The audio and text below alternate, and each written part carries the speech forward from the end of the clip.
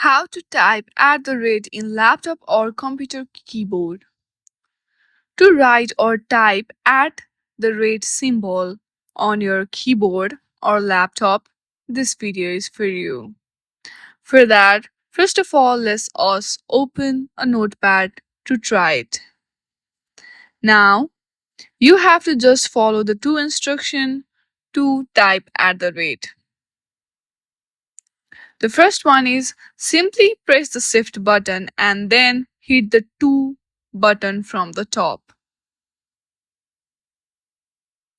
You just have to tap on 2 button on your keyboard, that is shift and 2.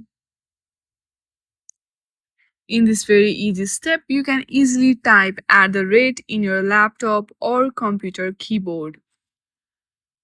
I hope you like this video. If you like this video, then please do not forget to like and subscribe to our channel. Thank you for watching.